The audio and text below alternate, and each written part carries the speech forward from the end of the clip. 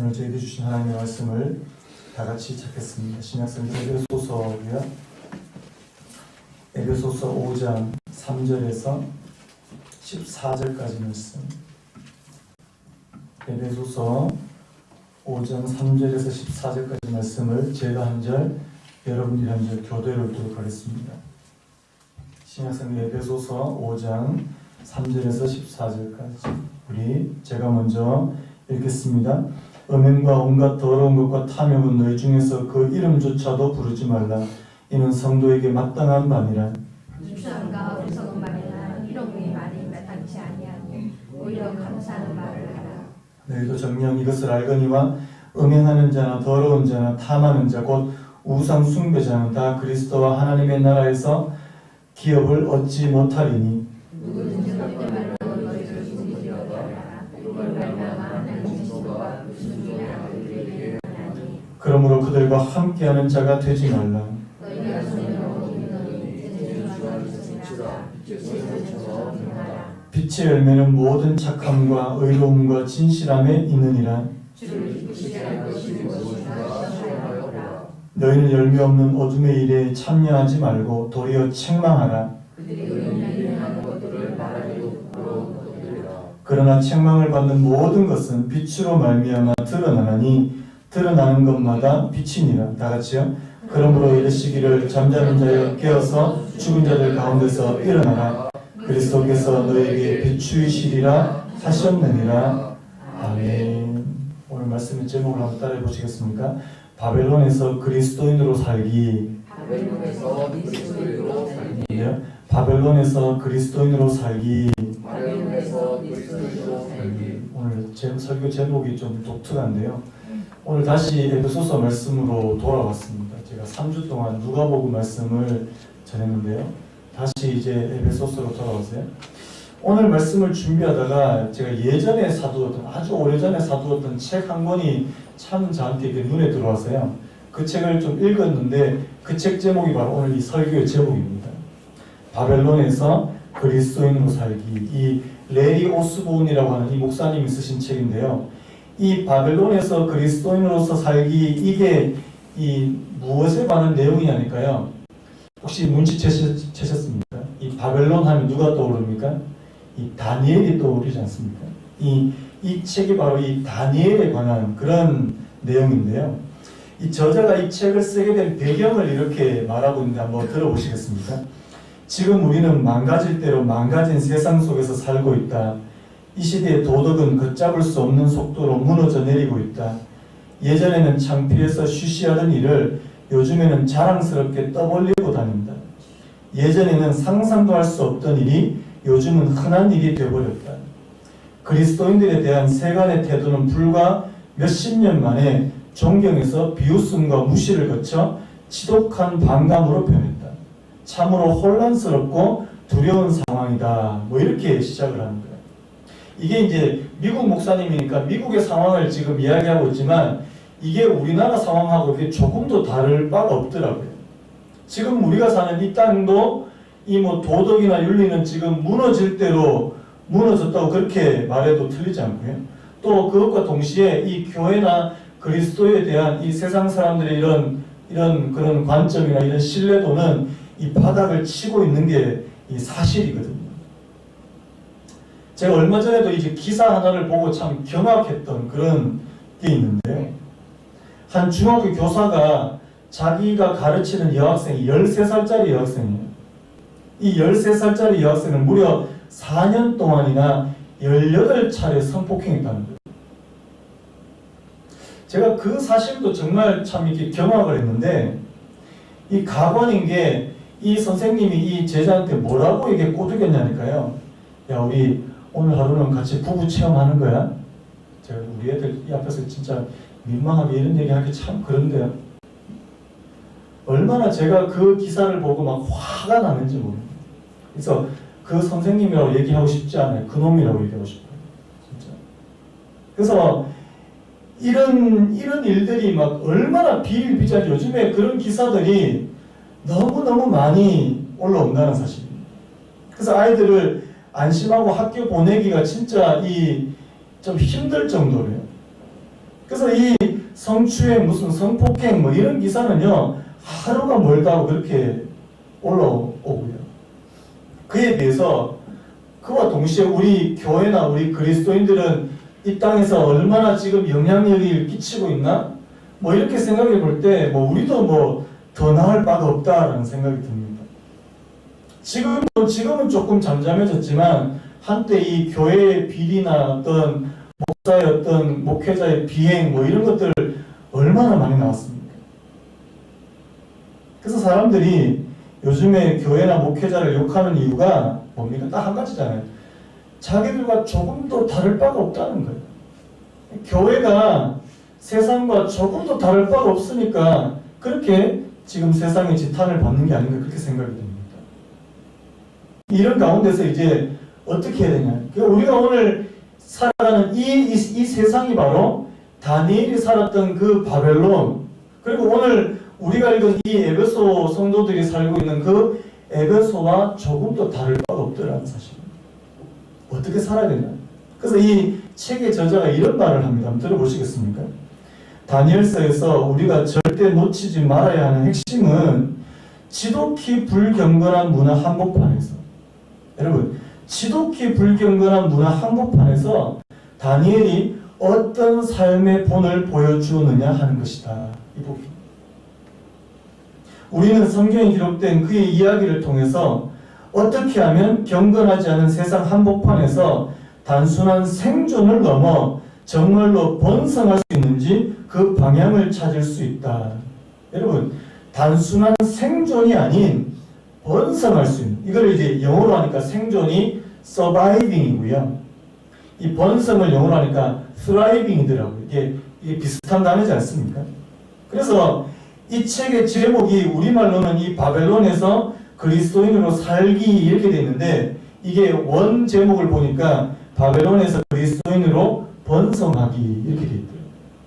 여러분, 이 책을 보면서 제가 뭘 느꼈냐니까, 과연 우리가 이런 바벨론과 같은 예수님을 믿는 저희들에게 정말 적대적인 그런 문화 가운데 살고 있고, 그에 비해서 우리는 너무나도 미약하고 너무나도 이 힘이 없는 우리가 이 땅에서 어떻게 번성하면서 그렇게 살 수 있을까 하는 부분입니다. 여러분, 오늘 이 본문에 나오는 이 에베소 성도들도요, 구약시대를 살았던 이 다니엘이나 현대를 살고 있는 우리와 똑같은 상황이라는 것입니다.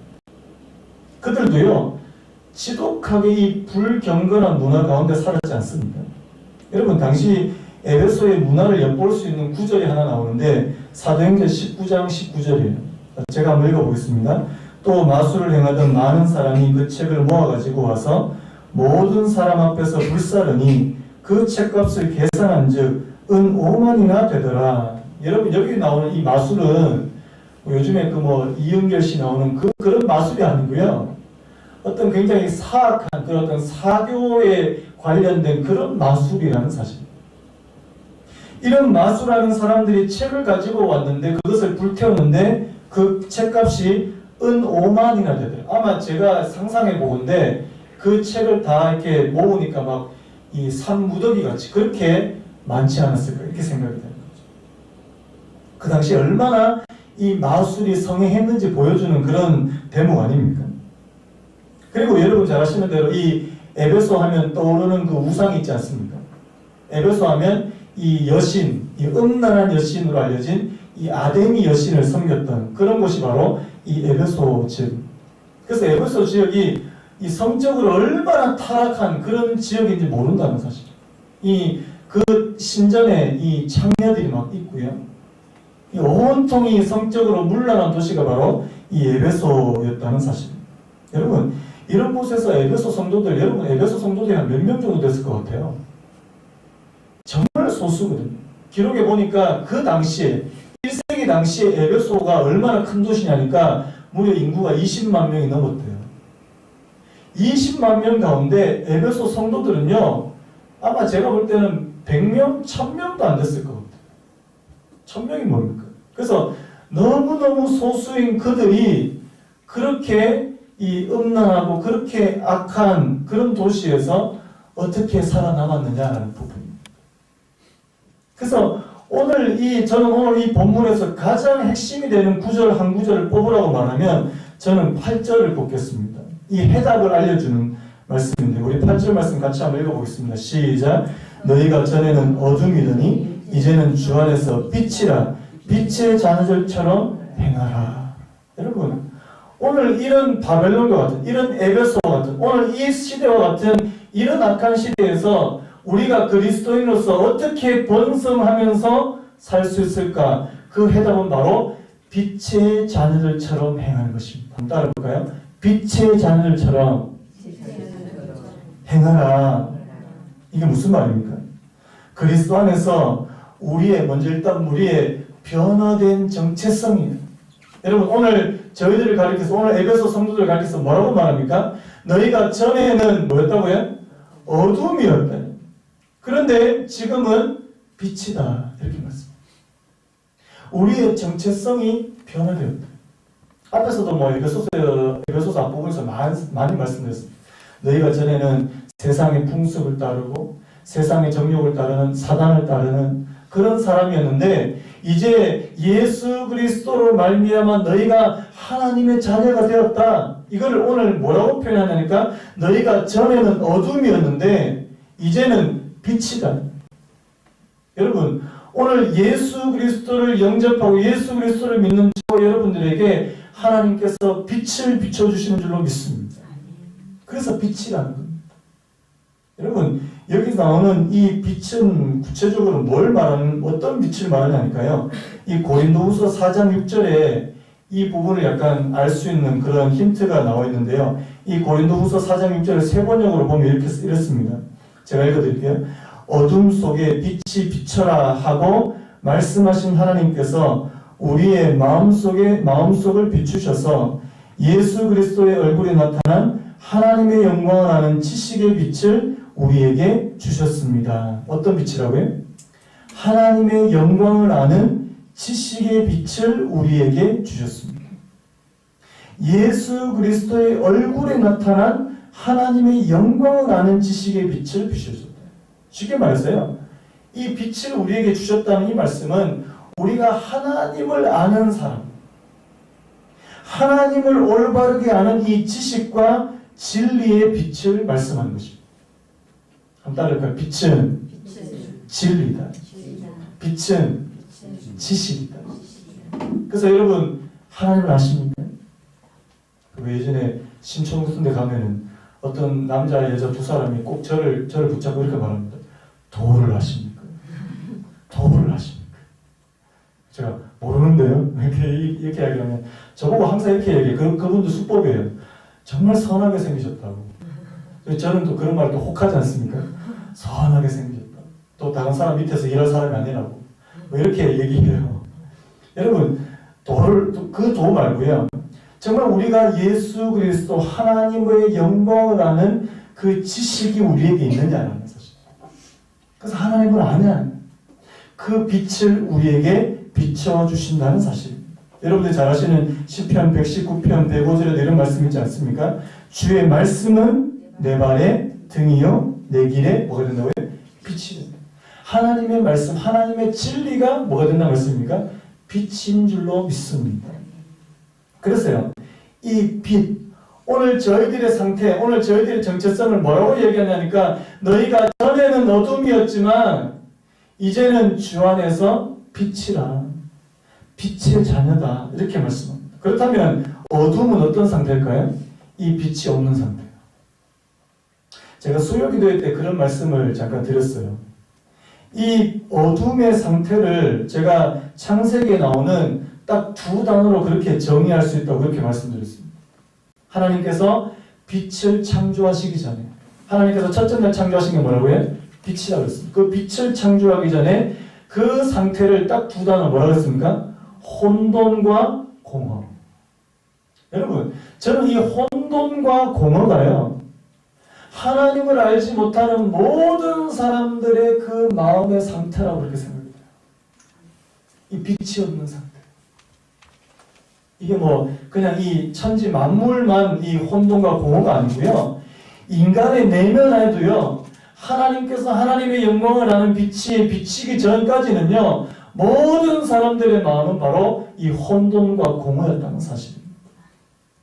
혼돈, 이 혼돈이라는 말은 뭐예요? 이 무질서, 이 케이아스라고 그러죠. 무질서, 뒤죽박죽, 이 영적인 질서가 잡혀있지 않는 상태를 말씀합니다. 여러분, 하나님을 알지 못하는 사람들의 이 내면 세계가 굉장히 복잡합니다. 전혀 이것이 삶의 우선순위가 잘 잡혀있지 않고요. 이 삶의 우선순위에서 하나님을 찾아볼 수 없는 그런 상태. 그래서 뭡니까? 자신이 삶의 우선순위거든요. 자기가 원하는 대로 그렇게 살아가는 상태. 여러분 사사기에 나오는 그 표현 아시죠? 자기 소견에 옳은 대로 사는 그런 상태예요. 그게 바로 이 혼돈의 상태라는 사실. 왜? 자기가 원하는 대로 자기 본능대로 살아가는 것입니다. 제가 얼마 전에도 그 어떤 영화를 소개해주는 그런 프로를 잠깐 봤는데요. 진짜 잠깐만 봤습니다. 많이 안 봤고요. 제목이 나의 사랑 나의 신부라는 영화인데 혹시 보셨습니까? 여러분 영화 안 보시죠? 안 보셔도 됩니다. 여러분들은 말씀과 기도에 적응하셔야 되기 때문에 영화를 보시면 안 됩니다. 제가 대신 보고 여러분한테 읽어드릴게요. 거기 이제 신혼부부가 나와, 신혼부부가. 근데 이 신혼부부, 이 남자가 진짜 어여쁜 신부예요. 진짜 어여쁜 신부를 놔두고 결혼한 지 몇 달도 안 돼가지고 다른 여자한테 자꾸 이제 한눈을 파는 거예요. 그러면서 이 친구들한테 뭐라고 얘기했냐니까, 나 결혼한 지 얼마 안 됐는데, 나 분명히 얘 사랑하는데 자꾸 다른 여자한테 눈이 간다고. 그러니까 그 친구들이 하는 말이 자기들도 다 그랬다고. 그렇게 얘기해요. 그래서 나중에 이제 그 어떤 여자가 이제 자기를 진짜 유혹합니다. 넘어가면서 이 남자의 독백, 나 이렇게 본능에 충실해도 되는 거야? 이 사람이 이 대사예요, 대사. 나 이렇게 본능에 충실해도 되는 거야? 그러면서 끌려가요. 저는 그 대사를 보면서, 야, 이게 하나님 없는 인생이 딱 이거구나, 이게. 이 마음에 진짜 이 빛이 없고 하나님이 없는 인생은 그냥 내 본능에 충실한 그런 사람 아닙니까? 이게 바로 혼돈의 상태, 혼돈의 상태. 자, 또 하나는 공허 아닙니까, 공허? 여러분, 하나님이 없는, 그 빛이 없는 인생의 마음이 공허하다, 이렇게 되어 있습니다. 그의 마음이 충만하게 채워지지 않습니다. 여러분, 마음이 공허한 사람들의 특징이 뭔지 아십니까? 자기를 자꾸만 과시하라 그래요. 그리고 허영심이 심합니다. 더 큰 것, 더 화려한 것에 집착하려고 한다는 사실입니다.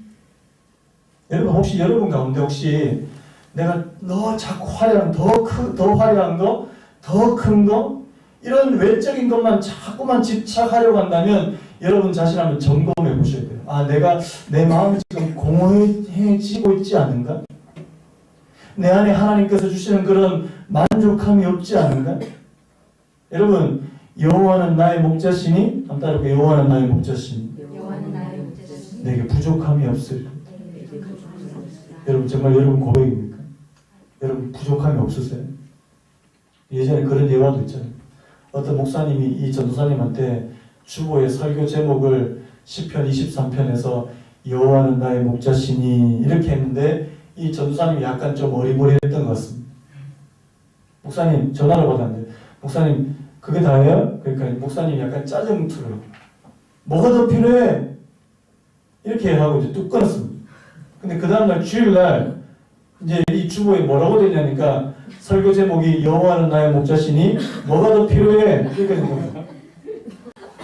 기가 막히는 거 아닙니까? 근데 진짜 웃긴 거는 모든 성도님들이 목사님 설교보다 그 설교 제목의 은혜를 받았다는 사실. 여호와는 나의 목자시니 뭐가 더 필요해? 여러분 진짜 그렇지 않습니까? 뭐가 그렇게 더 필요하십니까? 날마다 우리는 이게 주시면 감사하지 못하고 더 주시옵소서, 더 주시옵소서. 저도 그렇더라고요. 요즘에 더 큰 거.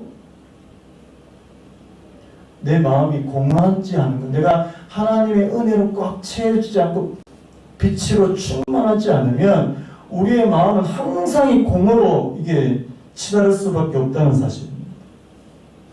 자, 그래서 여러분, 오늘 우리가 이 혼돈과 공허에서 벗어나서 빛의 자녀로 살아갈 수 있도록 하나님께서 우리에게 이 구원의 은혜를 주신 줄로 믿습니다. 아멘입니까? 자, 그렇다면 오늘 이 빛의 자녀로 살아가기 위해서 필요한 것 두 가지. 자, 오늘 이거를 우리 같이 좀 구체적으로 나누려고 하는데요. 우리가 그렇다면 빛의 자녀로 살아가기 위해서 어떻게 해야 될 것인가, 무엇이 필요한가, 이 두 가지를 먼저 나눠보려고 하는데, 첫 번째 한번 따라보겠습니다. 어두움의 일에 참여하지 말고, 따라해보세요. 어둠의 일에 참여하지 말고 오히려 폭로해야 한다. 자, 우리 11절 말씀 같이 읽겠습니다. 시작. 열매 없는 어둠의 일에 참여하지 말고 도리어 책망하라. 자, 오늘 우리말 성경에는 이 책망하라라고 되어 있지만 원어로 원래 의미를 보면 이걸 폭로하라라고 되어 있습니다. 자, 우리는 이미 빛의 자녀가 되었기 때문에요, 더 이상 어둠의 일에 동참해서는 안 된다고 오늘 성경 말씀한 것입니다. 그렇다면 이 어둠의 일이 뭐냐라는 부분이에요. 자, 오늘 우리가 3절에서부터 읽었던 이 내용들, 3절, 4절, 5절, 6절까지 이 내용이 바로 이 다 어둠의 일을 저희들에게 설명하고 있다는 사실입니다. 자, 3절에 뭐라고 되냐니까 음행과 온갖 더러운 것과 탐욕은 너희 중에서 그 이름조차도 부르지 말라. 이는 성도에게 마땅한 말이다. 여기서 말하는 이 음행과 더러운 것은 모두 다 이 성적인 타락을 말씀하는 것입니다. 특별히 이 음행이라고, 우리말 음행이라고 되어 있는데 이 헬라어로 포르네이아라는 단어. 여러분, 이 단어에서 어떤 단어가 파생된 줄 아십니까? 포르노가 파생됐습니다. 포르네이아. 이 음행이라는 이 단어는 일반적인 성적인 타락을 말씀합니다. 그리고 이 간음, 매춘, 이거를 다 이 포르네이아, 이 단어로 설명할 수 있고요. 자, 그래서 여기 나오는 이 음행과 더러운 것은 다 성적인 것과 연관이 있는 거고요. 또 그 다음에 나오는 이 탐욕도 이 성적인 욕망을 포함한 자기 만족을 추구하는 모든 육체적인 욕망을 가리키는 것입니다. 그래서 한마디로 말해서 오늘 지금 사도 바울이 말하는 이 음행과 뭔가 더러운 것과 탐욕은 모두 다 이 성적인 문제와 연관이 있는 그런 단어입니다. 여러분, 결국에 이 성적인 타락도 어디서부터 나오냐니까요, 이 탐욕에서부터 나온다는 사실. 만족하지 못한다. 여러분, 하나님께서 주시는 이 성관계는 이 건강한 결혼 관계 아래서 이루어져야 마땅한 거잖아요. 하나님께서 그것을 위해서 이 결혼이라고 하는 제도를 만들어주신 거 아닙니까? 그런데 거기서 만족이 안 되는 겁니다. 그러니까 자꾸만 거기를 이탈하려고 하고요. 불륜이 생기고요. 이 모든 게 이게 탐욕과 연관이 있는 거거든요. 여러분, 그 10계명 중에 제 10계명, 제 10번째 계명을 보면 그 사실을 잘 알 수 있습니다. 우리 출애굽기 20장 17절 말씀 같이 한번 읽어보겠습니다. 시작. 내 이웃의 집을 탐내지 말라. 내 이웃의 아내나 그의 남종이나 그의 여종이나 그의 소나 그의 낙이나 무릇 내 이웃의 소유를 탐내지 말라. 여러분, 탐내지 말라 하고 맨 처음에 나오는 게 뭐예요? 내 이웃의 아내나 이렇게 되어 있습니다. 내 이웃의 집을 탐내지 말라 이렇게 말하면서 내 이웃의 집 안에 있는 가장 먼저 나오는 게 뭐라고요? 내 이웃의 아내를 탐내지 말라. 이게 뭘 얘기하는 거예요? 이런 성적인 이런 타락, 성적인 부도덕이 바로 이 탐욕과 연관이 있더라는 그런 말씀입니다. 여러분, 빛의 자녀로 살아가기 위해서는요, 우리가 반드시 피해야 될 것이 바로 이 성적인 타락과 욕망이라는 사실. 여러분, 앞에서도 제가 말씀드렸지만 요즘 우리 사회가 얼마나 음란한지 모릅니다. 우리가 조금만 방심하고 이 영적으로 깨어있지 못하면요, 그런 음란한 문화가 우리에게 막 치고 들어요. 제가 바로 이번 주에도요, 제가 SNS를 쓰거든요. 때로 이제 자료나 이런 것들을 다 SNS가 거의 다 올려놓고 제가 보관하고 있는데, 이게 친구 요청이라는 게 있습니다. 저한테 친구를 누가 요청했는데 제가 모르는 사람이에요. 제가 평소 같으면 그걸 다 지우는데 누구지 하고 들어가봤다가 깜짝 놀랐잖아요. 어떤 이상한 여자가 이렇게 벗고 있더라고요. 이렇게. 이런 게 하루에도 몇 개씩 저한테 날라와요. 여러분, 그 요즘에 우리 동네, 이 동네가 제가 보니까 아, 이게 이 동네가 장난이 아니겠다는 생각이 들어요. 우리 아시죠? 우리 건물 바로 뒤에 그 이게 룸이 있지 않습니까? 룸이. 밤만 되면 거기서 이 간판 이렇게 풍선처럼 이렇게 바람으로 하는 이 광고물을 이렇게 올리는데 여러분 보셨습니까 혹시? 어떤 외국 여자가 이게 막 이렇게 수영복 입고 막 팔들 올리는 거 보셨어요? 저만 봤습니다. 왜 저만 봤죠? 제가 너무너무 민망해가지고 이거를 민원을 넣어야 되나 막 애들도 많이 다니는데 근데 꼭 밤에만 그걸 이렇게 설치를 해요. 제가 밤에 이게 교회 나올 때가 있는데 민망해서 볼 수가 없어요. 근데 항상 이게 여자들은 항상 이렇게 팔을 들더라고요. 왜 팔을 드는지 이해를 못 하겠는데 제가 진짜 그거 이 교회를 옮겨야 되나? 이런 생각도 들면서 아니면 이 룸사롱이 문을 닫도록 기도를 해야 되나? 뭐 이런 생각을 온갖 생각을 다 했습니다. 여러분 이 여기 자체도요. 이게 우리 주변 자체도요. 여러분 한번 보세요. 밤에 그 전단지나 이 온갖 이런 그런 그 명함 같은 거 돌아다니는 그 다 그런 쪽이거든요. 저만 관심 있는 겁니까? 여러분 영적으로 깨어있지 못한 상태에서 이런 성적인 범죄를 저지르는 대표적인 케이스가 성경에 나오잖아요. 누굽니까? 다윗이에요. 다윗. 사무엘하 11장 2절 우리 같이 한번 읽어보겠습니다. 시작. 저녁 때에 다윗이 그의 침상에서 일어나 왕궁 옥상에서 거닐다가 그곳에서 보니 한 여인이 목욕을 하는데 심히 아름다워 보이는지. 저녁 때에 다윗이 그의 침상에서 일어나 벌써 그애가 영적으로 얼마나 해이해져 있는지 딱 알 수 있는 그런 대목 아닙니까? 저녁 때에 다윗이 그의 침상에서 일어나 왕궁 옥상에서 거닐다가 그곳에서 뭘 봤습니까? 여인이 목욕을 하고 있는 걸 보네요? 뭐 이미 게임 끝난 거 아닙니까? 이 평소의 다윗의 모습이 아니라는 사실이에요. 여러분, 평소에 다윗은요, 하나님 앞에서 영적으로 얼마나 민감해 있고 그렇게 하나님을 찾는 사람인지 모릅니다. 그런데 이미 그의 마음이 영적으로 이게 느슨해지고 방심하는 그런 상태가 되면요, 이런 욕구의 마음이 빼앗겨 버리더라는 사실입니다. 여러분, 다윗도 이런 자리에 빠질 수 있다면 오늘 저희들은 얼마나 더 빠질 수 있을까요? 사단은요, 지금도 우는 사자와 같이 삼킬 자를 찾고 있다. 여자분들은 거기서 나는 거기서 자유로워 이렇게 장담하실 수 있습니까? 장담 못 하거든요. 어느 날 조인성 같은 남자가 와서 더 이상 얘기하지 않겠습니다. 오늘 3절에서 뭐라고 얘기합니까? 너희 중에서 그 이름조차도 부르지 마. 여러분 이게 중요합니다. 너희 가운데 그 이름조차도 부르지 마. 이는 성도에게 마땅한 바니라. 음란하고 탐욕적인 것을 일체 입에도 올리지 마라. 왜 이렇게까지 말씀하는 거예요? 여러분 이런 것들을 생각하고 입에 올리는 것 정도 말하는 것조차 이런 거는 괜찮겠지 이렇게 생각했다가 자기도 모르게 이런 죄들을 가볍게 취급할 수 있다는 사실. 그래서 나도 모르게 그 죄를 가볍게 여기고 그 죄에 빠져들기가 쉽더라는 사실입니다. 성도들이요, 음행과 더러운 것과 탐욕을 언급조차 하지 말아야 되는 중요한 이유는요, 하나님이 우리를 거룩하고 흠이 없는 존재로 부르셨기 때문인 줄로 믿습니다. 에베소서 1장 4절에 이런 말씀이 있습니다. 곧 창세전에 그리스도 안에서 우리를 택하사 우리로 사랑하면서 그 앞에서 거룩하고 흠이 없게 하시려고. 한번 따라해볼까요? 거룩하고 흠이 없게 하시려고. 여러분 하나님께서 원하시는 것은 우리의 거룩인 줄로 믿습니다. 거룩해, 깨끗하게 정결하게 흠이 없게 되기를 원한다. 여러분 4절 말씀도 마찬가지예요.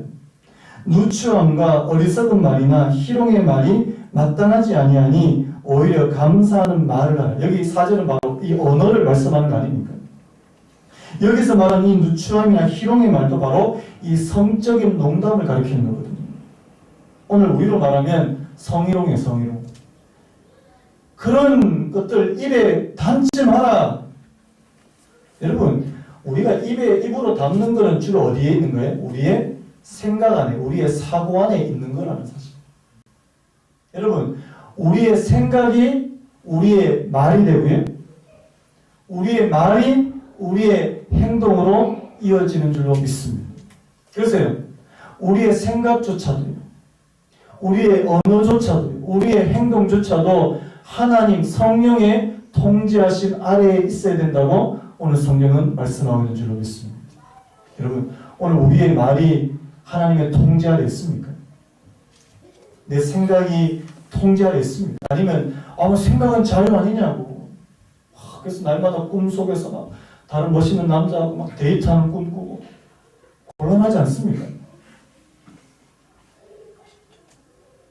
우리 스스로가 어두움의 일에 동참하지 않는 것도 중요하지만요. 자, 또 한 가지요.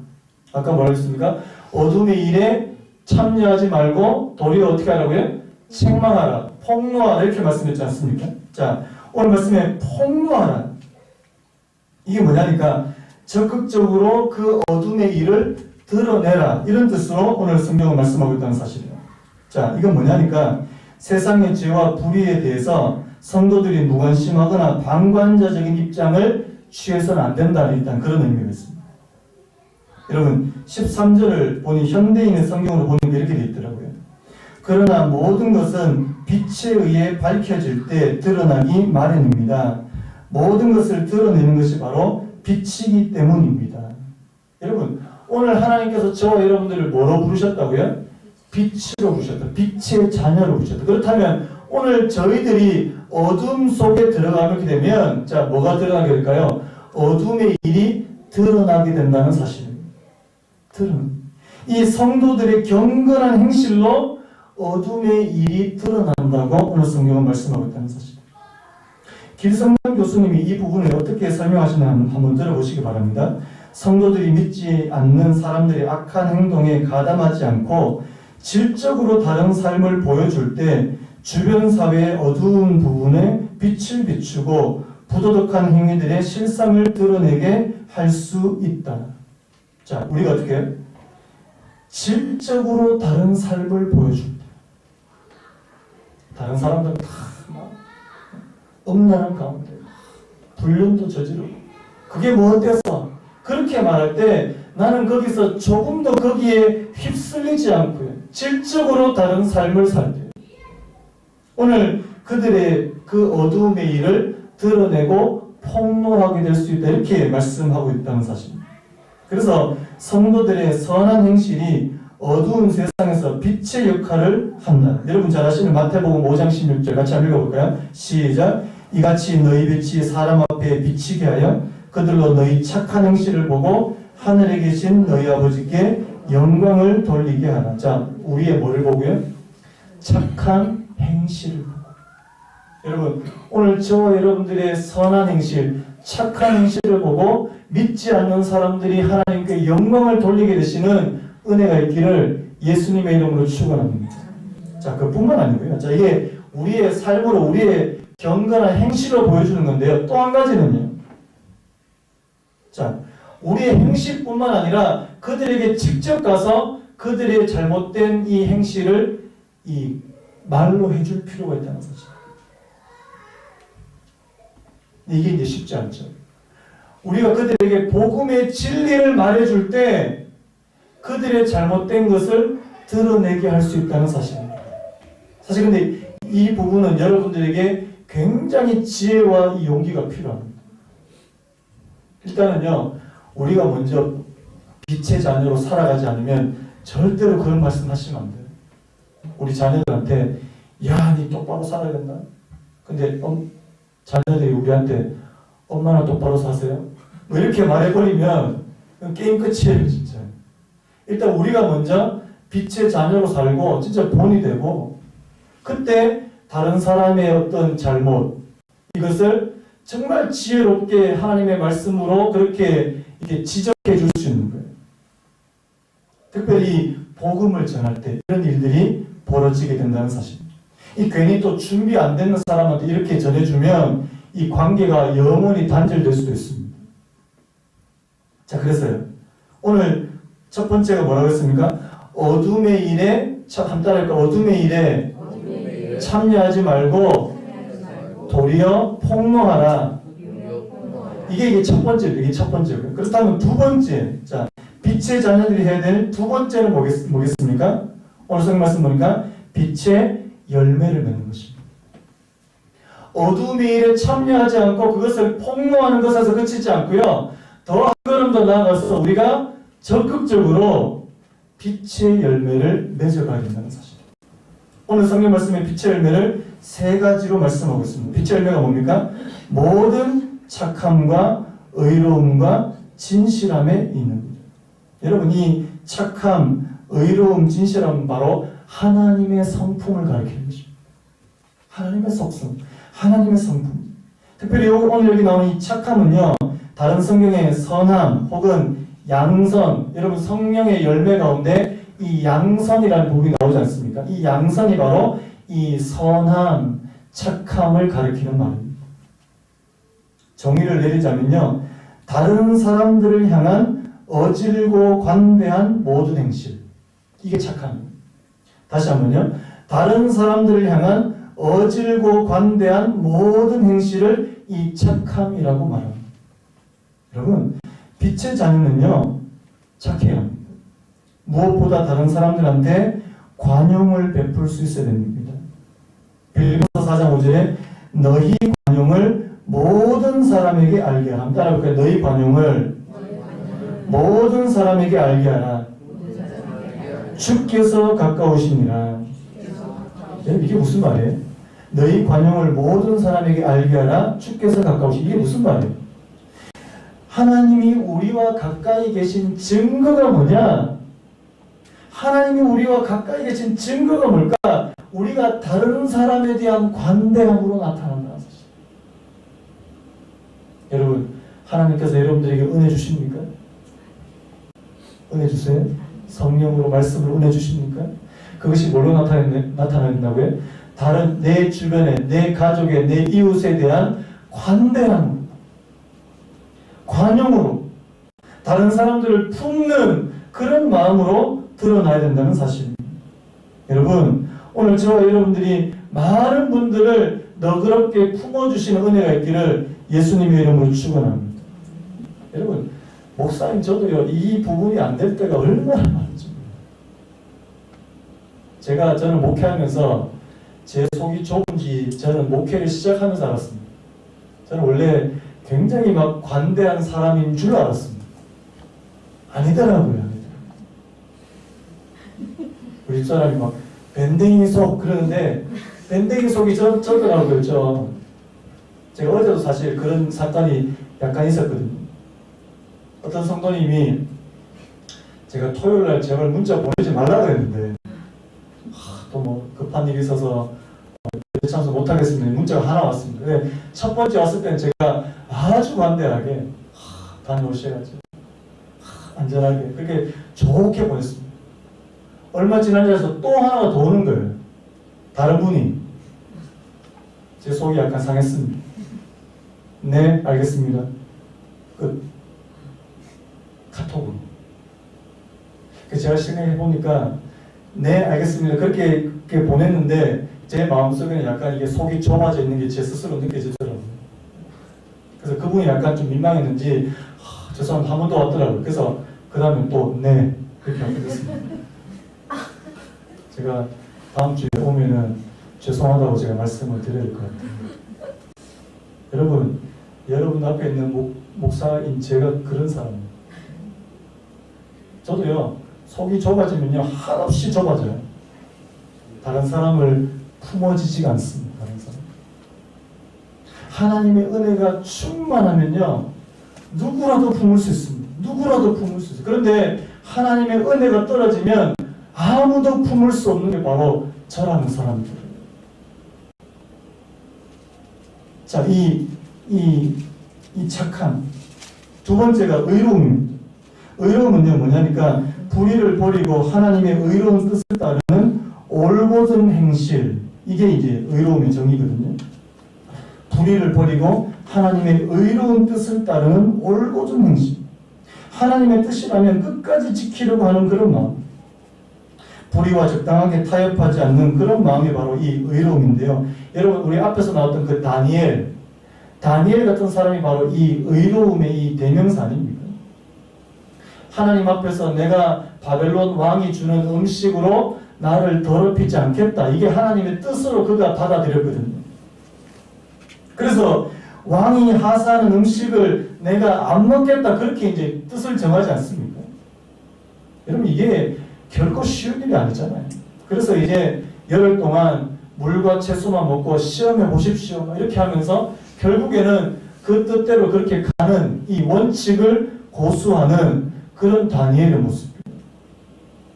여러분, 이게 결코 쉬운 게 아니거든요. 여러분, 사업하시는 분들, 직장생활 하시는 분들 잘 아실 겁니다. 적당하게 타협하면 쉬워요. 적당하게 타협하면 쉽게 갈 수 있는 것을 원칙을 고수하면 얼마나 어렵게 가는지 잘 아실 겁니다. 내가 하나님 앞에서 이게 하나님의 뜻이라고 생각될 때 그것을 끝까지 지키려고 하는 그런 마음, 이게 의로움이에요. 마지막 세 번째, 진실함도 마찬가지 아닙니까? 이게 진실함은 거짓이 없는 진실한 행실. 여러분, 우리나라 대한민국에서 정직하게 살아가는 게 정말 힘든 나라잖아요. 다 거짓말 좀 못하고 세금 조금씩 다 탈루하고, 그게 너무나도 쉬운 게 우리나라인데 여기서 정직하게 직장생활하고 정직하게 사업하면 바보 소리 듣기 쉽거든요. 여러분, 제가 오늘 말씀을 이렇게 하다가 마지막에 결론 부분에 그 청년 바보우사 그 책이 딱 생각이 나더라고요. 여러분, 그 책은 꼭 한번 읽어보셔야 돼요. 그 청년 바보우사. 그 안수연이라고 하는 그 33살밖에 안 된 젊은 그 레지던트 의사가요, 진짜 자기 몸을 돌보지 않고 온 마음을 다해서 환자들을 돌봤는데 불행히도 33살에 그가 불의의 사고로 죽었어요. 그런데 33살밖에 안 된 그 젊은 의사의 그 장례식에 무려 조문객이 4,000명이 몰려온 겁니다. 그 책 내용이 잠깐 이런 내용이 있습니다. 그 청년은 학과 성적이 그렇게 뛰어난 여생은 아니었습니다. 본과 4학년 때는 유급을 한 번 당할 정도였습니다. 그러나 인턴이 되어 본격적으로 환자를 돌보던 그에게는 빛이 났다. 그의 의대 선배는 말했습니다. 그 청년이 레지던트 1년차 때 돌봤던 한 난소암 말기 할머니가 뭐라고 얘기했냐니까, 이 어린 의사가 날 살렸다. 이렇게 주변에 이야기하고 돌아다닐 정도였습니다. 헨리 나우엔의 말대로 그는 고통스러워하는 환자들의 이야기를 들어주고 격려의 말을 해주며 안아주었습니다. 손을 꼭 잡아주며 부드러운 미소를 지어주거나 더 이상 도울 능력이 없다는 말이라도 해주었습니다. 그 다음에 무슨 내용이 나오냐니까요. 그의 영정사진이 걸리기 전부터 장례식장은 물밀듯 밀려오는 조문객으로 들어설 곳이 없었습니다. 어떤 계산도 깔리지 않은 순전한 슬픔, 그 한 가지로 4,000명이 넘는 그의 우정들이 몰려왔습니다. 그 안에는 병원 청소하시는 분, 식당 아줌마, 침대 미는 도우미, 매점 앞에서 구두 닦는 분도 계셨습니다. 그 한 분 한 분에게는 이 수연 형제가 은밀하게 베푼 사랑의 이야기가 들어있었습니다. 구두 닦는 분은 자신에게 항상 허리를 굽혀 공손하게 인사하는 의사는 그 청년이 평생의 처음이라고 했습니다. 여러분, 이 안수연이라고 하는 이 의사가 어떤 삶을 사는지 대충 이렇게 그려지시지 않습니까? 우리가 빛의 열매를 맺는다는 것이 큰 나라를 구하고 큰 일을 하는 그런 엄청난 일을 하는데 결코 있지 않다는 사실입니다. 내 주변에 조그마한 사람, 내 주변에 정말 우리의 관심과 우리의 사랑이 필요한 사람들한테 가서 그들에게 조그마한 그 사랑의 그 행실을 베풀어 주는 거예요. 그 책의 마지막 부분에 무슨 말이 나온 줄 아십니까? 삶을 가장 아름답게 사는 방법은 사랑하는 것이다. 삶을 가장 아름답게 사는 방법은 사랑하는 것이다. 여러분, 오늘 여기 나오는 착함, 의로움, 진실함, 이건 다 사랑으로 표현할 수 있는 말 아닙니까? 사랑의 최고 표현은 시간을 내어주는 것이다. 그리고 사랑하기 가장 좋은 시간은 바로 지금이다. 뭐 이렇게 얘기합니다. 말씀을 맺으려고 하는데요. 바벨론과 같은 이 세상에서 하나님을 믿는 우리가 살아가야 되는 이 모습이 바로 오늘 이 빛의 열매를 맺는 거예요. 물론 어둠의 일에 참여하지 않는 것, 이것도 물론 중요하지만 내가 이 땅에서 어떻게 하면 빛의 열매, 하나님께서 기뻐하시는 그런 열매를 맺으면서 살아갈 수 있을까? 여러분, 오늘 저와 여러분들에게 이런 능력이 있습니까? 우리 아까도 찬양했지만 우리가 그런 능력이 없을 때가 너무 많잖아요.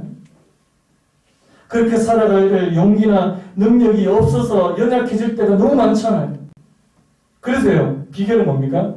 날마다 빛 대신 그분 앞으로 나가야 된다는 사실. 여러분, 우리를 빛이라고 말할 때 우리 스스로가 빛을 비춘다 이런 뜻이 아닙니다.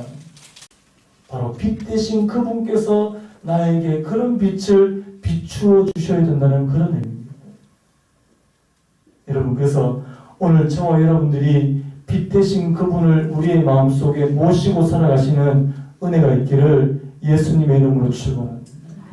내가 그분과 늘 항상 함께 있을 때 빛의 열매가 맺어질 줄로 믿습니다. 자, 그래서요, 우리 아까 불렀던 찬양 있지 않습니까? 주여, 우리 연약합니다. 우린 오늘을 힘겨워합니다. 주 뜻 이루며 살기엔 부족합니다. 우린 연약합니다. 주여, 우린 넘어집니다. 오늘 하루 또 실수합니다. 주의 긍휼을 구하는 죄인입니다.